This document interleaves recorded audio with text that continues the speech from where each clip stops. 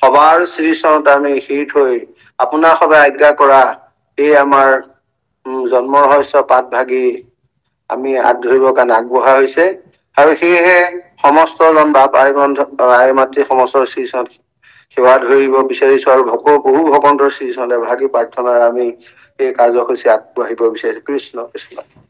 হে প্ৰভু নৰহৰি তোমাৰ চৰণ দুই প্ৰেম ভাৱে স্মৰণ দুৰ্লভ যথা কথন চিতৰূপে অৰনিশে প্ৰভু সুমৰণ সুলভ ৰাম সুমৰণ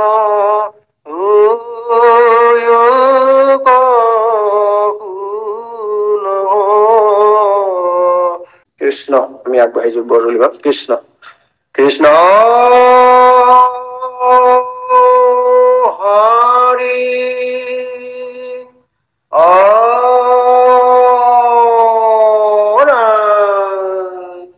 শ্ৰী কৃষ্ণই কৃষ্ণ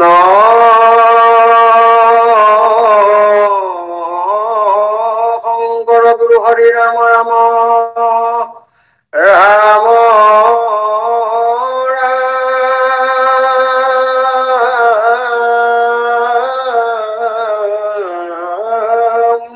গুৰু হৰি ৰাম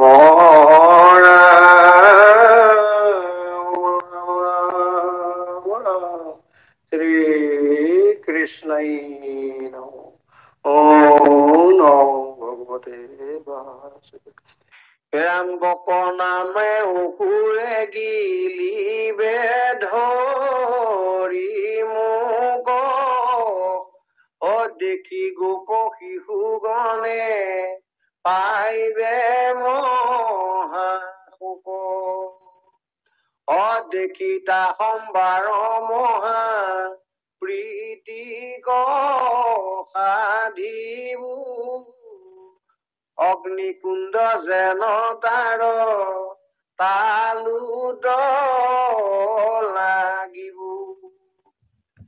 পায়াচুত মুখ পলাইবে জগৰি চিৰিয়া মাৰিবু তাক হাতে ঠোঁট ধৰি ৰাম দেখি শিশু সবে মহা আনন্দ পাইব বকৰ বধৰ কথা গুষ্ঠত জনাইব। কৃষ্ণ কৃষ্ণ কৃষ্ণ জয় গুৰু শংকৰ কৃষ্ণ। আজি অনুষ্ঠানত উপবিষ্ট আমাৰ সদানন্দ বাপজনকে প্ৰমুখ কৰি সমস্ত বাপাই চৰণলৈ আমি জয় জয়তে সেৱা জনাইছো আৰু অনুষ্ঠানৰ আৰম্ভণিতে প্ৰভু ভগৱন্তৰ চৰণলৈ এজোকা দুখাৰে আমি সেৱা জনাব বিচাৰিছো। কৃষ্ণ প্ৰাণ হৰি দান্তে তৃণধৰি মাগো তোমাৰ পাৱে মোৰ মন মজি তোমাৰ পাৱত ৰহুক হৰিষাবে ৰহুক হৰিষাবে।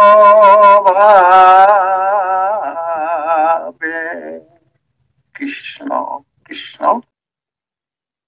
এতিয়া এইদৰে বৎসাসুৰক বধ কৰাৰ পিছত এতিয়া আকৌ নতুন আৰু এটা সমস্যা এইবাৰ আহিলে, আকৌ আসুৰৰ আবিৰ্ভাৱ হৈছে। কি হৈছে, বক মানে বগলী। এতিয়া এই বগলী জাতীয় পক্ষীটোৱে এনেকুৱা কৰিছে, এইটো এটা অসুৰে বগলীৰ ৰূপ লৈ আছে। বা কি হৈছে, এই গোবৎস বিলাকক নদীত পানী চানী খুৱালে আৰু তেওঁলোকে খুৱাই পেলাই গোৰক্ষসকলে এই পানী চানী খুৱাই মেলি উঠি আহোঁতেই তাতে আকৌ চুক লৈ আছে নহয় এই বকাসুৰ। এটা অসুৰে বকৰ ৰূপ লৈ পেলাই তেনেকুৱাকে চুক লৈ আছে, উদ্দেশ্যটো কৃষ্ণক আক্ৰমণ কৰা। তেওঁলোকৰি আৰু পানী চানী খুৱাই গোবৎসবিলাকক পাৰলৈ আনোতেই একেবাৰে কৃষ্ণক পিছফালৰ পৰা আক্ৰমণ কৰিলে, গিলিলে। পিছে এনেকুৱা হল,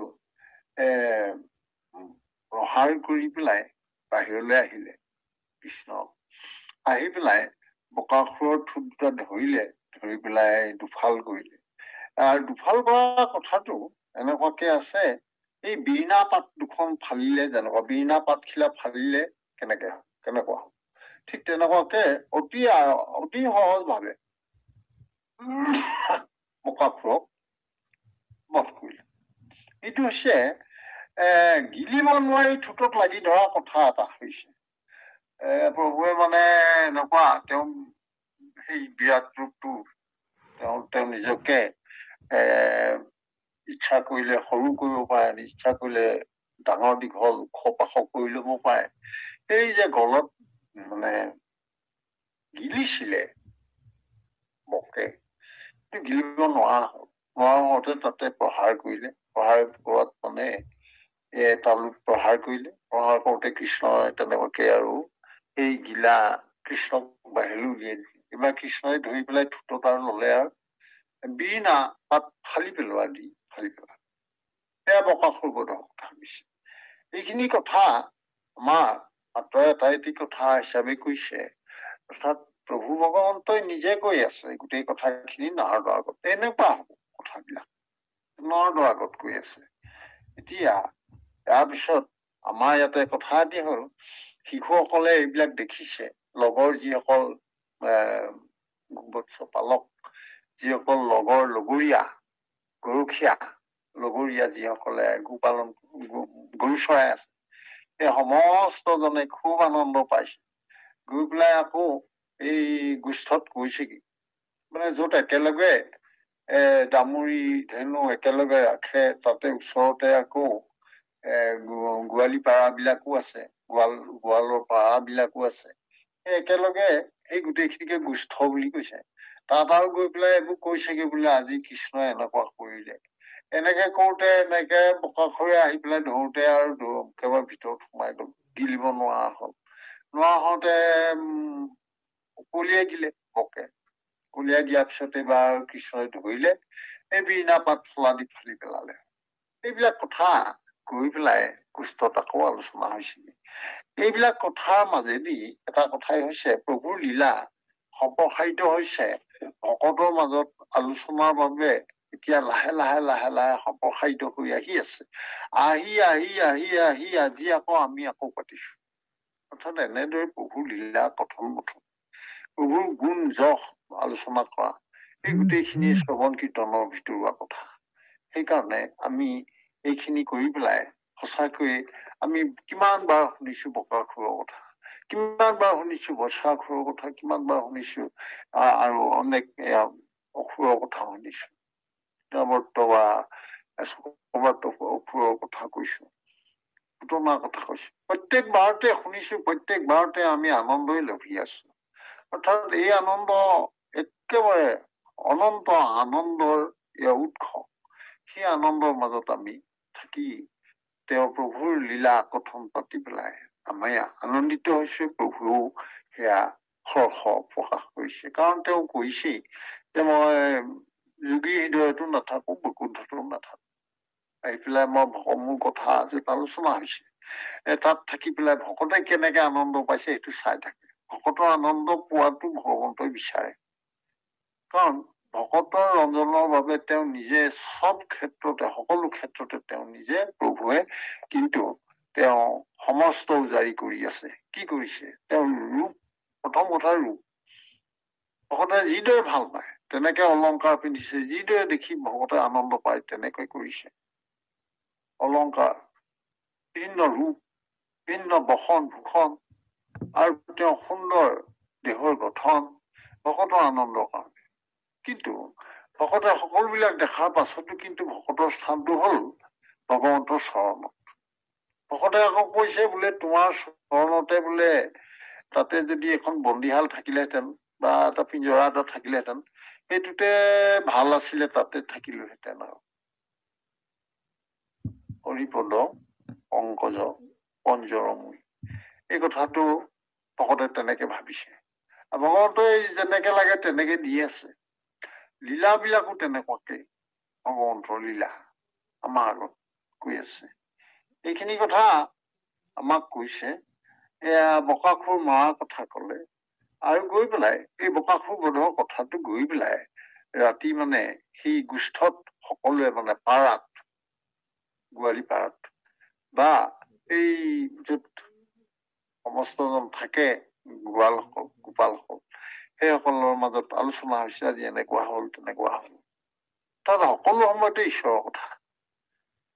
আৰু এই লীলা কথনটো প্ৰকাশ হবৰ কাৰণেই প্ৰভু ভগৱন্তই সেইসকল আমাৰ ইয়াতে উল্লেখ এটা কৰিছিলে যে যিমান বিলাক আহিছে নাৰদেৰে এতিয়া কংসৰ আগত কৈ থোৱা কথা আদি, তুমি কংস ভুল নকৰিবা দেই, কৃষ্ণৰ লগত যিমানবোৰ আহিছে ইয়ালৈ এই সমস্ত খিনি কিন্তু ভগৱন্তৰ দেৱ দেৱী বিলাকহে আহিছে, ভগৱন্তৰ অনুচৰ বিলাকহে আহিছে। সেইসকলে আহি ভিন্ন ৰূপে আছেই, তুমি যাকে তাকে যেনে তেনে বিশ্বাসত নলবা, সেইবুলি এষাৰ কথা কৈছিলে। ইয়াৰ মাজত সত্য কথাটোও প্ৰকাশিত হৈ আছে। এয়া হল আমাৰ এতিয়ালৈকে পোৱা দেখি শিশু হবে মহা আনন্দ কপাইব। পৰম আনন্দ প্ৰভুৰ। এয়া প্ৰভুৰ কতো পৰাজয় নাই। আমাৰ এতিয়া লৰা ছোৱালী কেইটামান গোট খাই পেলাই যিটো আটাইতকে ভাল পায়, আটাইতকে আগ্ৰহ নোৱা, সেইটোক চবে ভাল পায়। আৰু এই যি যদি কয় বোলে সৰু লৰা কেইটামানৰ মাজত যিটো আটাইতকে তজবুজীয়া, আটাইতকে কৰ্মক্ষম, আটাইতকে চতুৰ বুদ্ধিমান, এই ল'ৰাটো সকলোৱে মানে যি কয় এইফালে যাব লাগে চব যাব সেইফালে। প্ৰভুৰ কথাটো তেনেকুৱা। এইটো এটা মনুষ্য লীলাৰ ভিতৰুৱা কথা, যিটো মনুষ্য চৰিত্ৰৰ লগত সম্পূৰ্ণৰূপে মিলি আছে। এয়া প্ৰভুৰ লীলা, যাতে মনুষ্যই সহজে বুজিব পাৰে মনুষ্য লীলাৰ প্ৰয়োজনটো তাতেই হ'ল, যাতে মনুষ্যৰ শ্ৰেষ্ঠ মনুষ্যই কথা পাতিবলৈ সুবিধা হয়।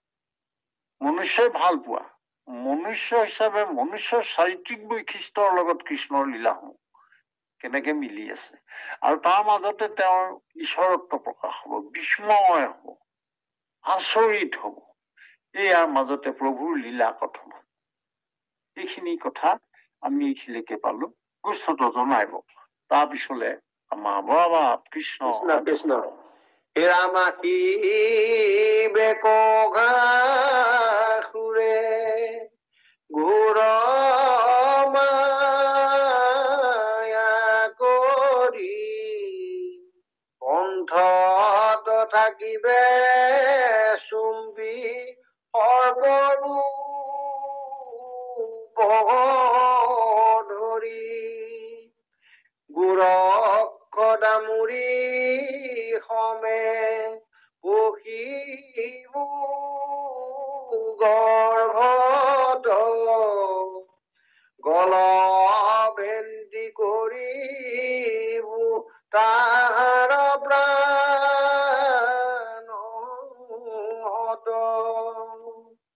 ৰামূৰ পৰশনে কৰ্মবন্ধ দিন অঘাসুৰ মূৰ চৰণে যাইব লীন। মোৰ মহিমা ব্ৰহ্মা পৰীক্ষা কৰিব, চুৰি কৰি গুৰু মুখ দামুৰি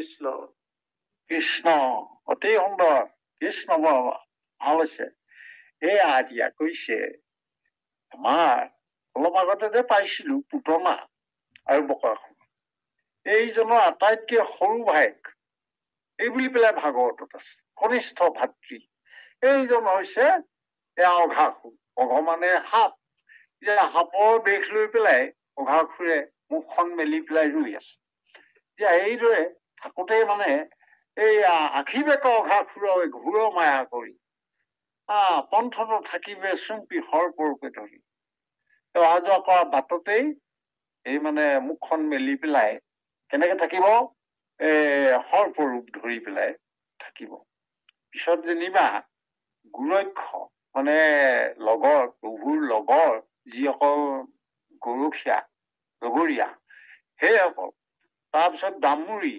আৰু নিজে গোটেইবোৰ গৈ পেলাই ভিতৰত মানে পেটত সোমাব অঘাসুৰ পেটত সোমাব আৰু সোমাই পেলাই এতিয়া কি কৰিব এই ডিঙি গলব হেন্তি কৰিব তাহাৰৰ পৰা নাপাব এই গলটো হেন্তি পেলাই ফুটাই পেলাই ডিঙি ফুটাই পেলাই মাৰি পেলাব এই অঘাসুৰ অঘাসুৰৰ পৰিচয়টো এনেকুৱা পুতনা আৰু বকাসুৰৰ সৰু ভায়েক এই বুলি পেলাই এইবিলাক মানে কংসই মানে পঠোৱা কংসৰ মানে যি আঁচনি কৃষ্ণবধৰ আঁচনি এতিয়া শিশু হিচাপে আছে পুতনাক পঠাইছে শিশু বিলাকক মাৰিবলৈ এতিয়া আকৌ এই গৰু চৰাই আছেগে কৃষ্ণই কৃষ্ণক এতিয়া বিচাৰি পাব লাগিব গতিকে সেই গৰু চৰা ঠাইত তাৰমানে তেনেকুৱাকে কংসৰ অনুচৰ বিলাকক পঠোৱা হৈছে যাতে কৃষ্ণ যদি আছে মাৰিব লাগে কথাটো সেইটো তেনেকুৱাকে সেয়া হল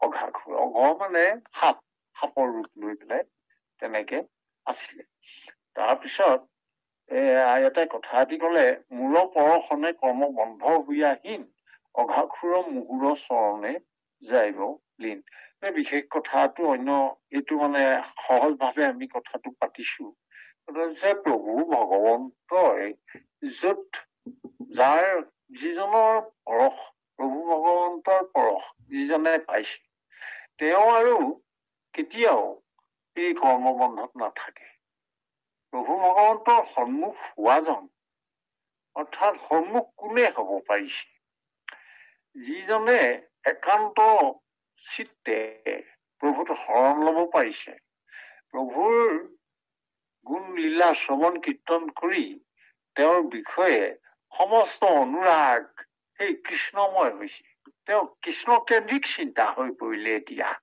গতিকে সেইজন এতিয়া আৰু কৰ্মমলত নাথাকে কৰ্ম তেওঁ ভুগিব নালাগে এই কথাটোকে আমাক স্পষ্ট কৰিছে অৰ্থাৎ যদিও এইবিলাক বকাসুৰ অঘাসুৰ এইবিলাকে অহিত সাধন কৰিবলৈ আহিছে তেনেকুৱাকে পুতনা সেইবিলাকক জননী গতি দিছে এইসকলক আকৌ কৰ্মবন্ধৰ পৰা ছেদ কৰি পেলাই কৰ্মবন্ধ নাইকিয়া কৰিলে কৰি আৰু এওঁলোকক মুকুতিৰ পাত্ৰ কৰিলে এইবিলাক তেনেকুৱাকে প্ৰভুৰ লীলাৰ মাজত গোটেইখিনিয়ে অংশগ্ৰহণ কৰিছে আৰু সেই অংশগ্ৰহণৰ যি চৰিতাৰ্থ কৰিলে চৰিত্ৰসমূহত ৰূপায়ণ কৰি পেলাই লীলা পূৰ্ণাংগ কৰিছে সেইসকলক প্ৰভুৱে কিন্তু তেওঁলোককো আকৌ মুকুতি পাত্ৰ কৰিছে সেই কথাটো আমাৰ ইয়াতে স্পষ্ট হৈছে মুহুৰ মহিমা ব্ৰহ্মা পৰীক্ষা কৰিব চুৰ কৰি গুৰক্ষ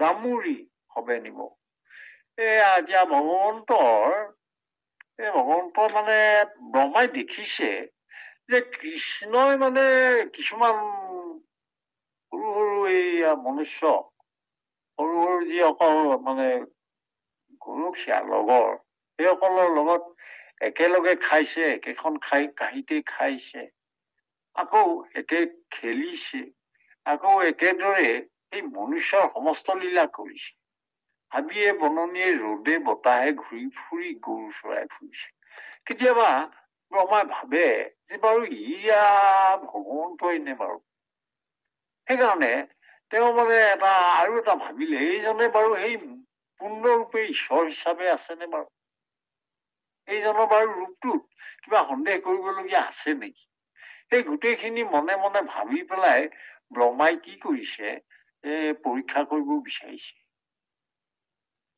মায়া কৰিব বিচাৰিছে। সেইকাৰণে এবাৰ কি কৰিলে, গোটেই চৰাই থকা গৰু মানে ধেনু বৎস, গো বৎস, দামুৰিবিলাক চব চুৰ কৰি লৈ গ'ল। লগতে গোৰক্ষক মানে যিসকল মানে গোৱাল, সেইসকলকো লৈ গ'ল। লৈ পেলাই ভগৱন্তইনো কি কৰে, কৃষ্ণইনো এতিয়া কি কৰে, সেইটোকে চাবৰ কাৰণে ব্ৰহ্মাই এইটো পাং পাতিলে। অৰ্থাৎ ব্ৰহ্মাই এইবাৰ দামুৰি আৰু গো ৰক্ষক অৰ্থাৎ এই গৰখীয়াসকলক, কৃষ্ণৰ লগৰ সকলোকে একেলগতে চুৰ কৰিলো।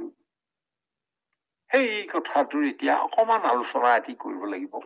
আমাৰ চৰ্দাৰ বৰামাপ এটা কথা হৈছে, আমাক কিন্তু আমাৰ যতীন বৰা প্ৰভুৱে এটা কথা কৈ থৈছিলে যে সদায় 7:30 মানে জন্মৰ ৰহস্য শেষ কৰিব লাগিব। এই কথাটো আমাক কৈছিলে। কিন্তু এতিয়া আমি আৰু অকমান যাম, আপুনি কথাটো বুজি পাইছে, সুবিধা অনুসৰি তেনেকে আগবাঢ়ি যাওক আৰু তেনেকে আপোনাৰ প্ৰয়োজন অনুসৰি ৰখাব পাৰিব। কৃষ্ণ ভাৱ আগবাঢ়ক। কৃষ্ণ কৃষ্ণ। হয় হয়। ৰাম হেন দেখি মই পাছে নিজ যুগবলে গুৰু দামুৰি হব ভুইব কলে ৰাম দেখিবে কমূৰ মহিমা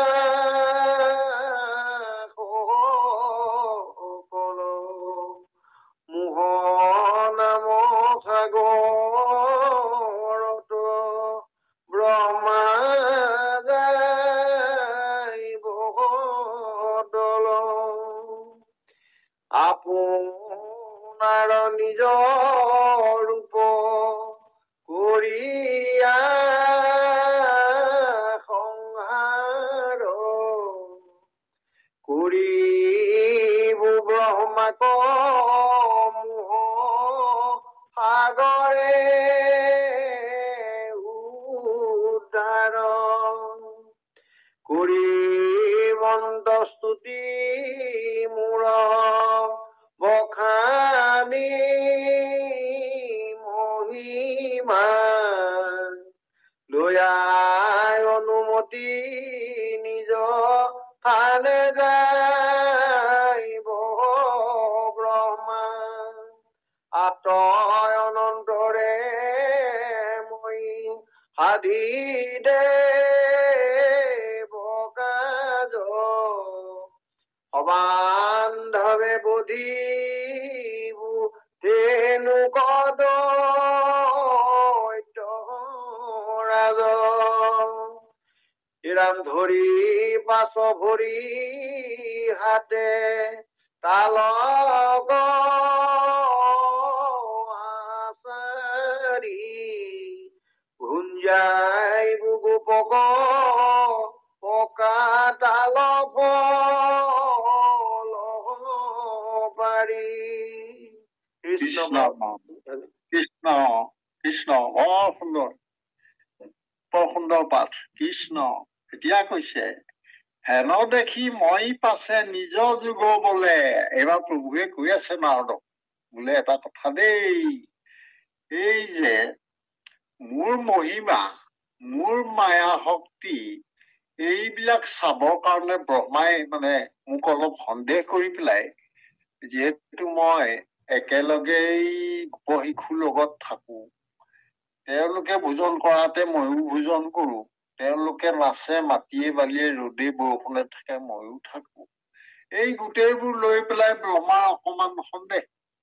আৰু এইজনেই বাৰু পূৰ্ণ ব্ৰহ্ম প্ৰভু কৃষ্ণই নেকি বাৰু? গতিকে পৰীক্ষা কৰো বুলি পেলাই এই গোবৎস চুৰ কৰি লৈ গ'ল।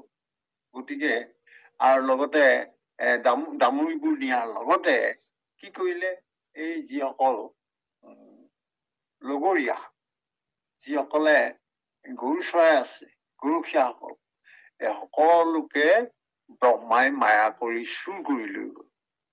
সেইখিনিতে প্ৰভুৱে যেনিবা অন্তৰ্যামী তেওঁ সকলো বুজি পালে যে ব্ৰহ্মাৰ কাম এইটো আৰু ব্ৰহ্মাৰ কাম। গতিকে এইবাৰ তেওঁ কি কৰিলে, এইখিনিতে দুটা কথা হৈছে। প্ৰথম কথা হৈছে, যদিহে গোবৎস মানে দামুৰিবিলাক ঘূৰি গৈ পেলাই তাত থকা ধেনুবিলাকক যদি ধেনুবিলাকেতো ৰৈ থাকে, পোৱালীবিলাকে আহি পিব, এতিয়া সেইবিলাকে কি কৰিব?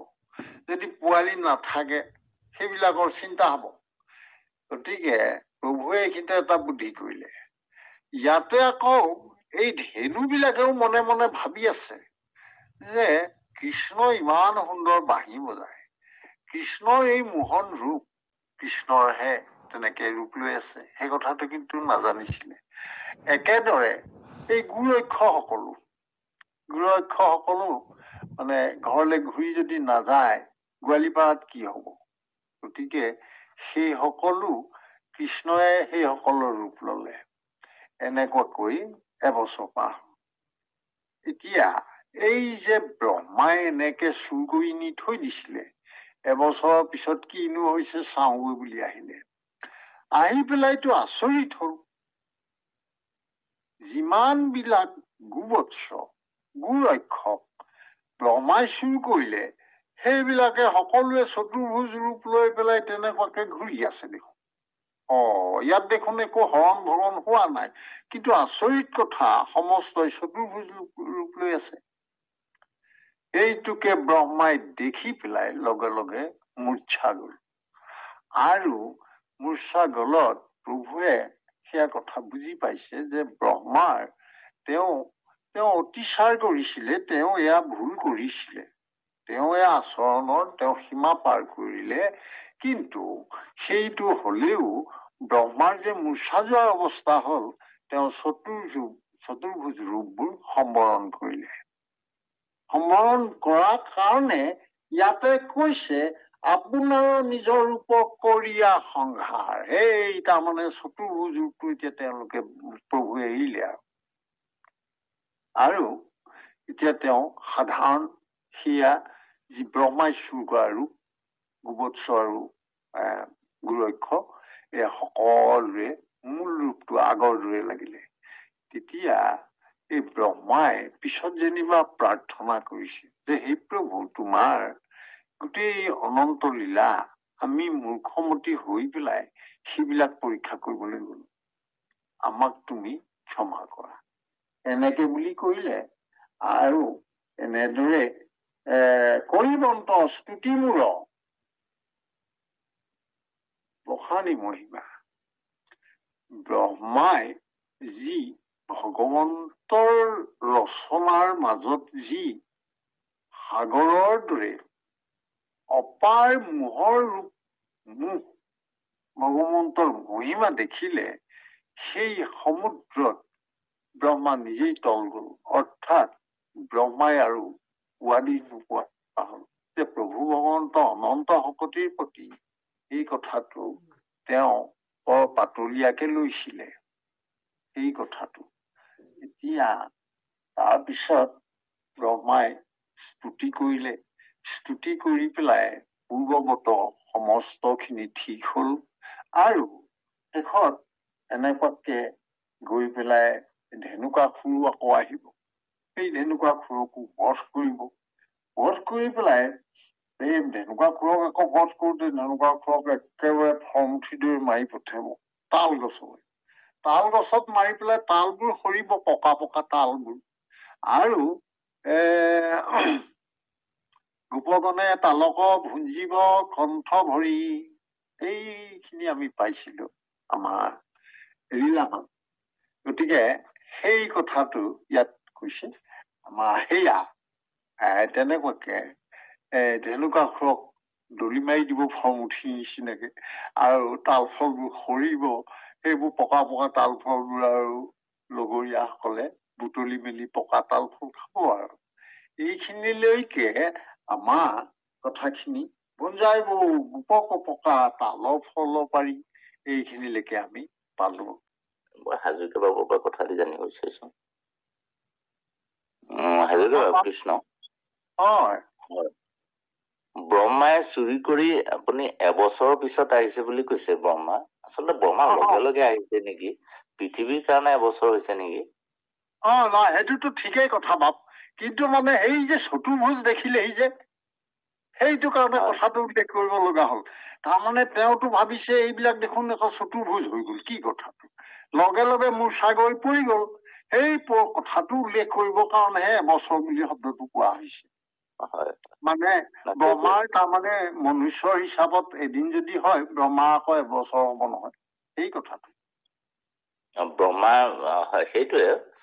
তাৰমানে আমাৰ আৰু এটা কথা আপুনি বৰ সুন্দৰ কৈছে, সেই বৎসৰ কথাখিনি।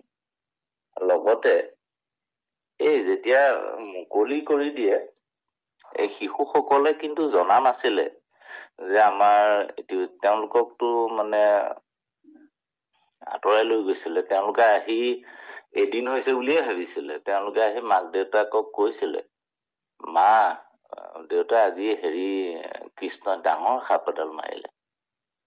অৰ্থাৎ সেই খবৰটো গকুলবাসীয়ে সেইদিনাহে গম পাইছিল, কিন্তু গকুলবাসীয়ে অঘাসুৰৰ মানে লাষ্টটো দেখা পাইছিলে। তাতে ঘাঁহ বন গজি ৰ'দত শুকাই ছিন্ন বিচ্ছিন্ন হৈ গৈছিলে, কিন্তু সেই অসুৰক যে কৃষ্ণই বধ কৰিছিলে সেইটো এবছৰ পিছতহে তেওঁলোকৰ সন্তানৰ পৰা গম পাইছিলে। এনেধৰণৰ কুইজতো এই প্ৰশ্নটো সোধা হয়। বাৰু কৃষ্ণ একদম হয় বাপ, একে শুদ্ধ কথাটো। এই কথাটো মানে আমি অনেক কথাৰ মাজত থাকি গৈছে কবলৈ। আৰু এবছৰৰ পিছত হোৱা কথাটো, এই বুকন্দা বুলি শব্দটো কথাটো আমি পাওঁ। বুকন্দা মানে এবছৰীয়া দামুৰী পোৱালীবোৰক বুকন্দা বুলি কয়। পিছত আকৌ যেতিয়া হেৰিবিলাক হ'ল, সেইবোৰ বুকন্দা হৈ গ'লগে আৰু এইবোৰ মানে ব্ৰহ্মাই যেতিয়া দেখিছে এইবোৰ বুকন্দা হ'ল। অৰ্থাৎ এই বুকন্দা শব্দটো ভাগৱতত আছে। এবছৰৰ পিছত ব্ৰহ্মাই দেখিছে, আৰু সেইবিলাক তেতিয়া এবছৰীয়া দামুৰী পোৱালী। আৰু এতিয়া এবছৰীয়া দামুৰী পোৱালীবোৰ বুকন্দা, সেই কথাটো ভাগৱতত উল্লেখ আছে। বাৰু বাপ, আপুনি আমি পাহৰি যোৱাটো সংযোজন কৰিলে আপোনালৈ সেৱা জনাইছো বাপ। বাবা কৃষ্ণ কৃষ্ণ কৃষ্ণ কৃষ্ণ। আমি সেৱা জনাইছো। বৰা বাপ আগবঢ়াওক। কৃষ্ণ কৃষ্ণ কৃষ্ণ। হে ৰাম কালি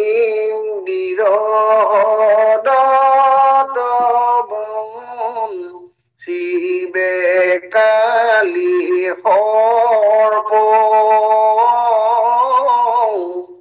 তাহাকু দমিব মই কৰি মহাদৰ্প। ৰাম মৰিব গোৰক্ষ গৰু তাৰ পানী খাই কটাক্ষতে জীয়াইব অমৃত দৃষ্টি চাই। ৰাম তাক দমিবাক লাগি কৰিয়া মনদ চৰি বহু বস্ত্ৰ কাচি কদম্ব গছত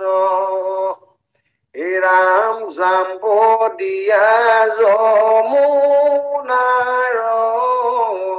হ্ৰদত পুৰিব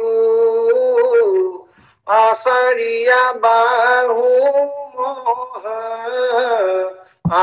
আনন্দে কিৰিব। কৃষ্ণ কৃষ্ণ প্ৰভু কৃষ্ণ। প্ৰভু ভগৱন্তই এই ধেনুক নামৰ অসুৰটোক কিদৰে বধ কৰিলে, এই বধ কৰাৰ পূৰ্বে তাতে কি কি হৈছিলে, এই কথাখিনি আমাৰ ভকতৰ মাজত বৰকে আলোচনা নহয়। এই আলোচনাটো যে নহয়, সেইটো কাৰণে ধেনুকাসুৰ এই সম্পৰ্কীয় বহু কথা আমাৰ থাকি যায়। মানে কি হ'ল, এদিন প্ৰভু ভগৱন্ত বলোৰাম আৰু লগৰ গোপগণ গৈ পেলাই গৰু চৰাবলৈ বনত সোমালেগৈ।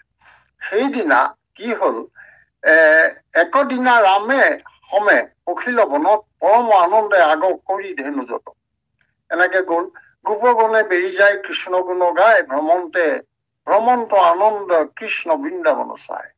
এই ভগৱন্তই সিদিনৰ মনত বৰ আনন্দ, তেওঁ লীলা, অনেক লীলাৰ তেওঁ এতিয়া মানে তেওঁ সেই লীলাৰ পোহাৰ মেলিবলৈ ওলাইছে। সেইদিনা তেওঁ ভাবিলে যে আজি মই অকমান আনন্দ কৰো। এইদিনা কি কৰিলে, তেওঁ প্ৰথমে কি কৰিলে, সেই বনৰ মাজত অৰুণ পল্লৱ লৈয়া কৃষ্ণ নিৰন্তৰে ওলমাইল শিখা আতি ফল ফুল ভৰে। প্ৰথমে কি কৰিলে, বনৰ মাজত তেওঁ সেই গছ বিলাকৰ একেবাৰে ওপৰত একেবাৰে ৰঙচুৱা কুঁহি পাতেৰে জকমক কৰি পেলালে, চাৰিওফালৰ পৰা একদম ফুলাম হৈ পৰিলে। আৰু গছ বিলাকত এনেকুৱা হৈছে যে তাতে ফল ফুল একেবাৰে লোমালোমে ওলমি আহি পেলাই মাটি চুং চুং কৰিছে।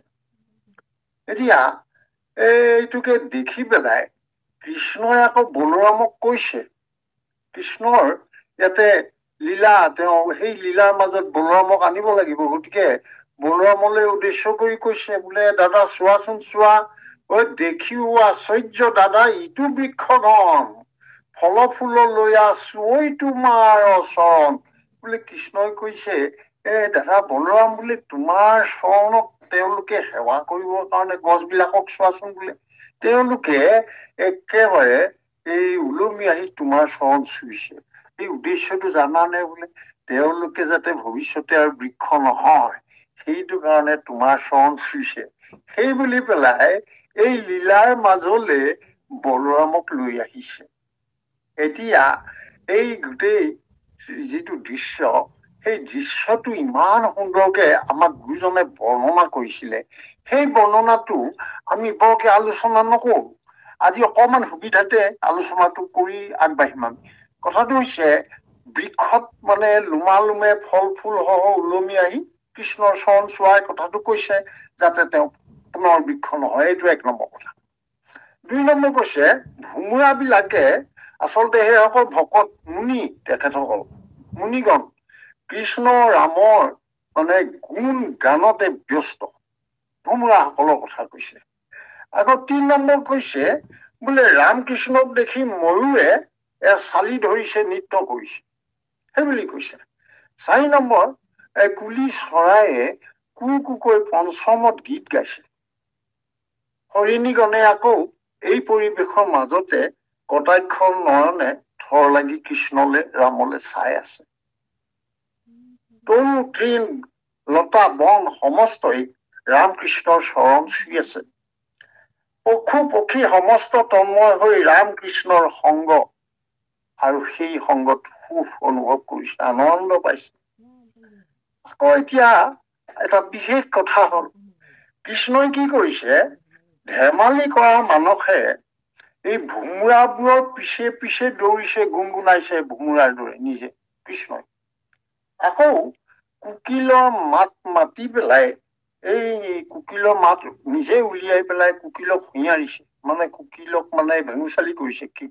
কুকিলৰ মাতটো তেওঁ নিজে উলিয়াই পেলাই কুকিলৰ লগত সেয়া ধেমালি কৰিছে। তাৰপিছত বনহংসৰ মাত উলিয়াইছে, বনহংসৰ মাত উলিয়াই পেলাই বনহংস বিলাকক হিয়াৰিছে। তাৰপিছত মৌৰা চৰাই বিলাকে শাৰী পাতি এই যে পেখম ধৰি আছে, তাতে গৈ পেলাই তেওঁ থিয় হৈ তাতে তেওঁ সেই লীলা তেওঁ সেইয়া চালি ধৰাৰ দৰে কৰিছে। তাৰ পৰা কৌতুক কংগী ভংগী এইবিলাকৰ ভিতৰতে এই গোপসকলৰ মনোৰঞ্জন কৰি আছে। আকৌ অনেক নৃত্য গীতৰ পিছত যেতিয়া তেওঁ মানে আন লগৰীয়া সকলৰ লগতে কৃষ্ণই বোলে এতিয়া আমাৰ ভাগৰ লাগিলে, সেই বুলি পেলাই ভাগৰুৱা দেখুৱাইছে। আৰু তেনেকুৱাতে কি কৰিছে, লগৰীয়া গোপৰ কোলাত শিতান দি পেলাই এই বৃক্ষৰ ছায়াতে শুইছে। ইফালে আকৌ লগৰীয়া কোনোজনে শীতল জলেৰে ভৰি মোহাৰি দিছে, কোনোজনে গছ পাতেৰে পিচি দিছে। এনেকুৱাকে কোনোজনে কৃষ্ণৰ গীত কীৰ্তন কৰি গুণগুণাইছে, কোনোজনে কৃষ্ণৰ চৰণৰ কাষতে ৰৈ অলকনেতে চাই আছে। চাই পেলাই পৰম সুখত আত্মতৃপ্তিত চকু সেমেকি গৈছে কৃষ্ণলৈ চাই চাই। এতিয়া আমাক কৈছে যে কৃষ্ণৰ ভকতি পোৱা গোপসকল অনন্ত পুণ্যাত্মা। সেইখন ইমান পুণ্যাত্মা যে ভাগৱতৰ এই কথাটো উল্লেখ হৈছে লক্ষ্মী দেৱীয়ে পৰম মানে তেওঁ লক্ষ্মী দেৱীয়ে পৰম সৌভাগ্য ক্ৰমে সেয়া প্ৰভুৰ চৰণত এনেদৰে সেৱা কৰিবলৈ পায় যি সেৱা এই লগৰীয়া বান্ধৱসকলে কৰিবলৈ পাইছে। এইখিনি সময়তে এনেকে কৃষ্ণই টোপনি গৈ থাকোতেই সেইখিনি সময়তে শ্ৰীৰাম নামৰ এজনে আহি কলে বোলে এটা কথা হ'ল আমাৰতো মানে মই দেখি আহিলো এই ওচৰতে এখন তাল বন আছে, সেই তাল বনখনত মানে অনেক পকা তাল একেবাৰে লম্বা লম্বা লাগি আছে, তাল বনত তালৰ গছেই ফলেই ভৰ্তি আৰু তলতো অনেক পকা তাল সৰি আছে। পিছে তালে হলে কোনো যাব নোৱাৰে, তাত ধেনুক নামৰ অসুৰ এটা আছে, যোনে যে যায় তাকে বোলে ধৰিব।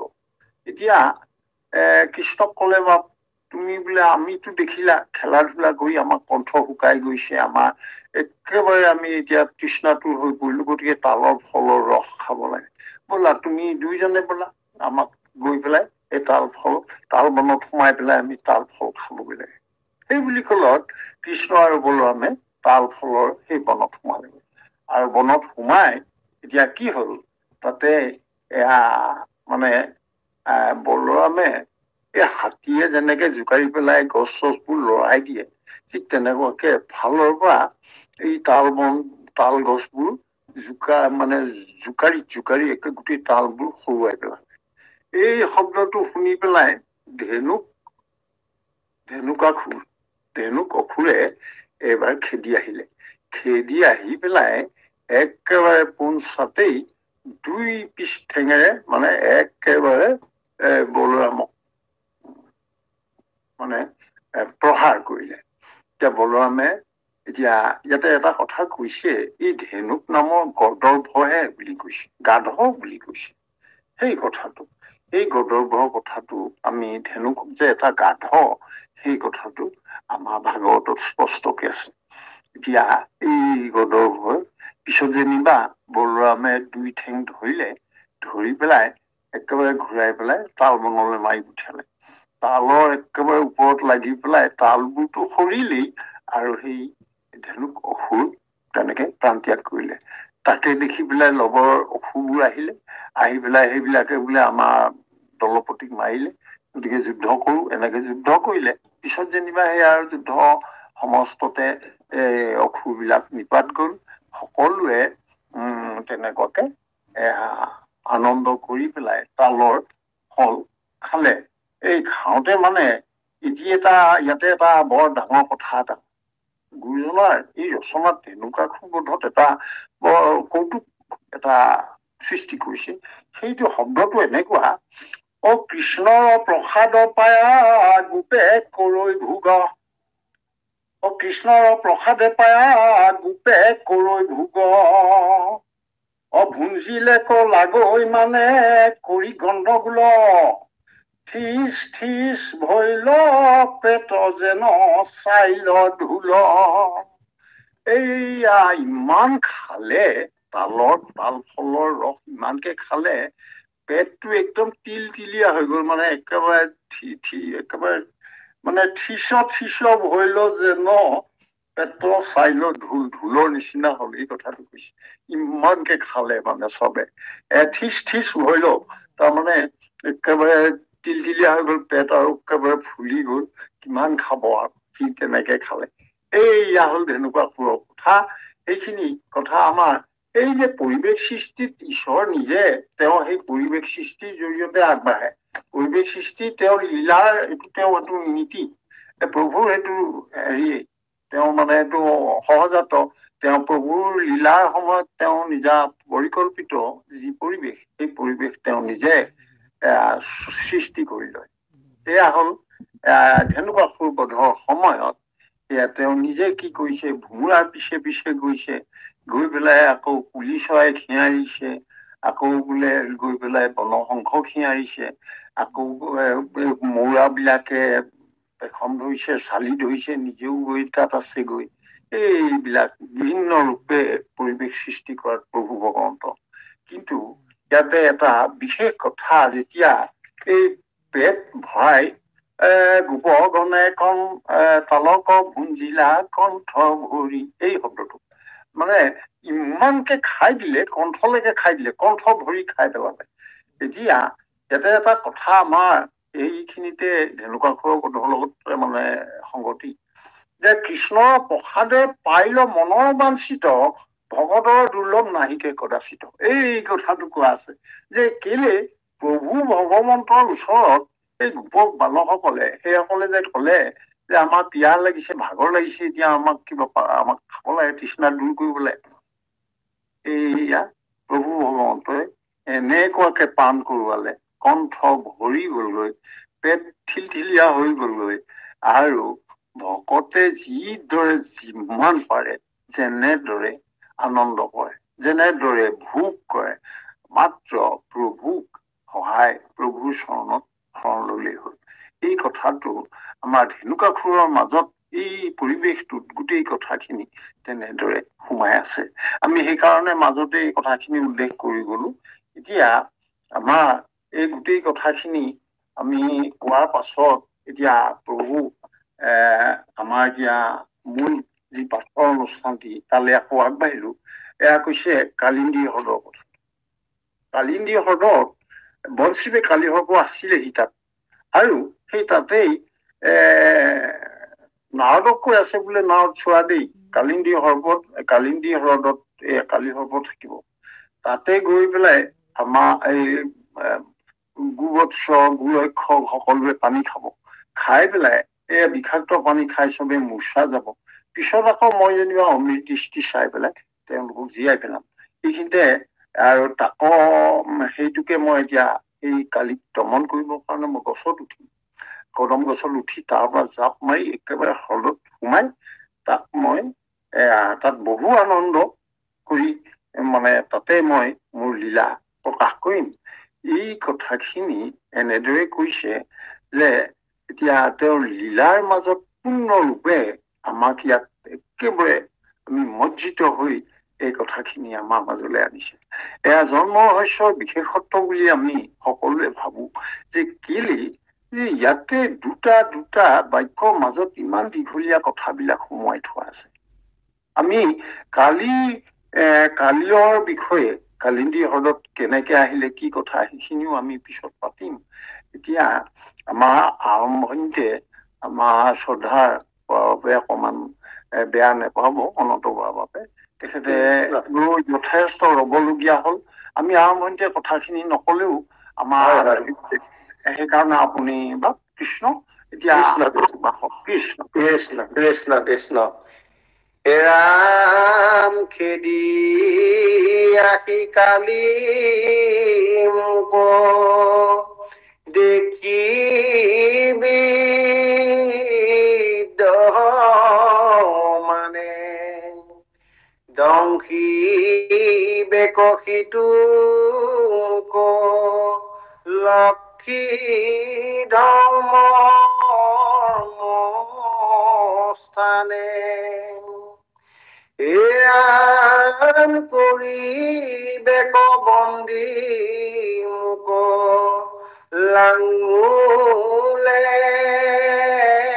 মেৰাই থাকিব খনিকে নৰ চেষ্টা দেখাই ৰাম গকুলৰ লোকে সুখ পাইবে মোক চাই কান্দিব যশোদা গুণ বৰ্ণাই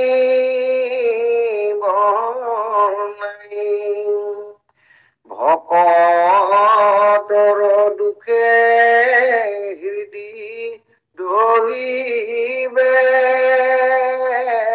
সাক্ষাৎ কৰি আমাচোত পাছে এৰাই হাত। কৃষ্ণ বা এইবাৰ এই যে কদম গছত উঠি পেলাই একেবাৰে কালিন্দীৰ হ্ৰদত জাপ দিলে কৃষ্ণই। উদ্দেশ্য এটাই, তাৰ ভিতৰত থকা এই যি কালিনাগ, এই কালিনাগে যি অপকাৰ সাধন কৰিলে উপযুক্ত শাস্তি দিবৰ কাৰণে, তাৰ পৰা কালিনাগক দূৰ কৰিবৰ কাৰণে, সেই বিষ বহনিৰ পৰা পৰিৱেশ মুক্ত কৰিবৰ কাৰণে কৃষ্ণই এইবাৰ জাপ দিলে এয়া হ্ৰদত। এতিয়া কথা হ'ল কি, যেতিয়াই জাপ দিলে তেতিয়াই খেদি আহি মুখত দেখি বিদ্যমানে কালিয়ে খেদি আহিলে।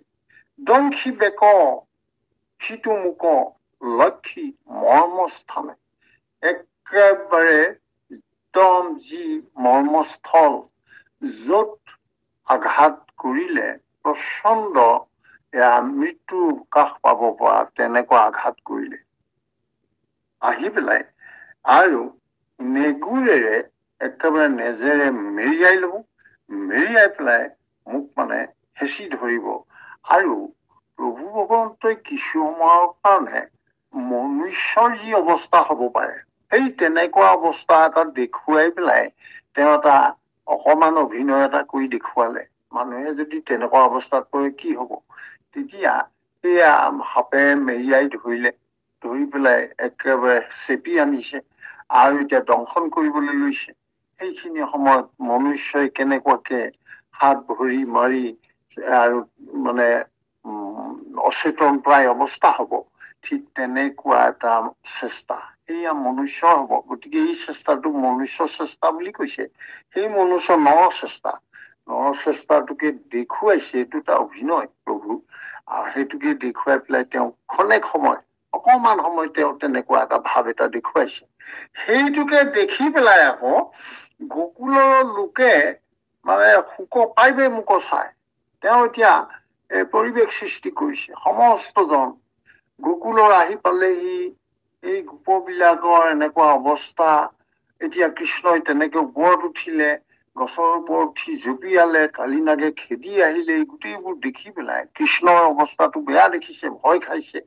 দেখি পেলাই সকলোৱে কি কৈছে, তাতে যশোদাও আছে। যশোদা আহি পেলাই কৈছে বোলে এয়া যশোদা কান্দিব, যশোদা কোনো বৰ নাই। এয়া কানুৰ কৃষ্ণৰ কথা কৈ শিশু কৃষ্ণৰ কথা কৈ একেবাৰে হিয়া ঢাকুৰি কান্দিব যশোদাই। কাৰণ এতিয়া কালিনাগৰ হাতত চাগে কিবা হয়, এই ভয়তে, এই দুখতে, এই চিন্তাতে তেওঁ কান্দিছে। তাকে দেখি পেলাই প্ৰভুৱে নৰচেষ্টাহে কৰিছিলে, দেখুৱাইছিলেহে। তেওঁ অকমান ভাগৰুৱা হ'ল, তেওঁ অকমান পৰাস্ত হ'ল যেন এনেকুৱা ভাৱ দেখুৱাইছিলে। সেইটোকে দেখি ভকতৰ মনত দুখ লাগিলে।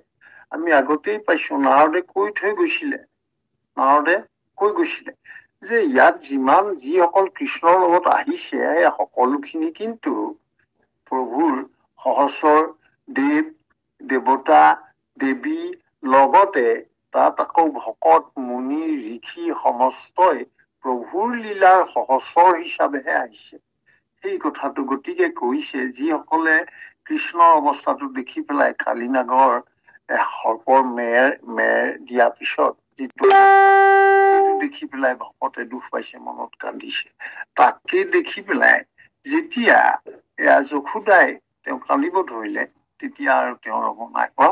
কৃষ্ণই তেতিয়া অযথা ভকতৰ মনত সন্তাপ হ'ল, অযথা ভকতে দুখ পালে মনত।